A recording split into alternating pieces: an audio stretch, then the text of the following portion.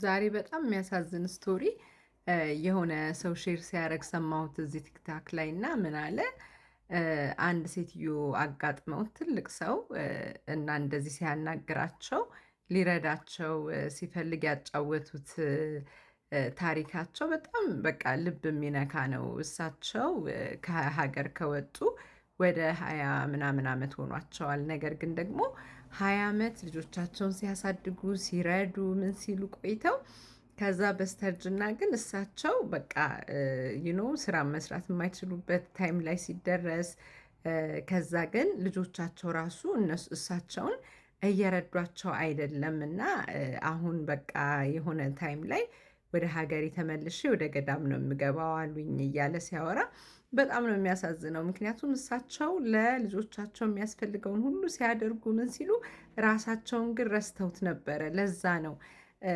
አት ሴም ታይም ልጆቻችንን እያሳደግን ለእነሱ ምንም ሳይጎልባቸው ለራሳችን ደግሞ ፔይ ዩርሰልፍ ፈርስት የሚለውን ተጠቅመን ለሪታይርመንታችን መዘጋጀት ያለብን ማለት ነው። ብዙዎቻችን ሜቢ ሶሻል ሴኩሪቲ ያለልን ይመስለናል። ሜቢ ደግሞ ያ ታይም የማይመጣ ይመስለናል። ነገር ግን ደግሞ ያ ታይም ይመጣል። ስለዚህ ያ ታይም መጥቶ አሁን ለምሳሌ 70 ዓመታችን ላይ ወይ ደግሞ ከ65 በኋላ ሆነን ከዛ በኋላ 20 ዓመትም 10 ዓመትም ብንኖር ኢንካም ሶርስ ያስፈልገናል። ስለዚህ ያንን እንዴት ነው ሬዲ መሆን የምንችለው የሚለውን መማር የምትፈልጉ ከአሁኑ ጀምራችሁ ቀደም ብላችሁ የምትችሏትን ኮንትሪቢዩት በማድረግ ለሪታይርመንታችሁ የምትዘጋጁበትን መንገድ እንደዚሁም ደግሞ ኢንካማችሁን ፕሮቴክት የምታደርጉበት ነገር ኢንኬዝ የሆነ ነገር ሀፕን ቢያደርግና 3 ወር እና ከዛ በላይ መስራት ባትችሉ ራይተዌይ ገንዘብ ከየት ነው የምታመጡት?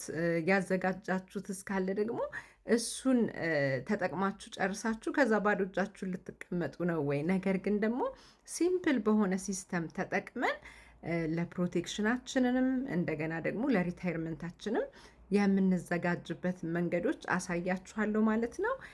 ስልኬ ባዮ ላይ ያለላችሁ፣ ፕሮፋይል ላይ ያለላችሁ፣ ፌስቡክ ላይ ዩቲዩብ ላይ የምታዩኝ ደግሞ ኮመንት ላይ አስቀምጥላችኋለሁ።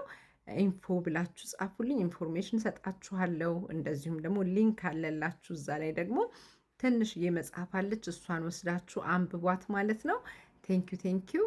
ሰላም አምሹ ባይ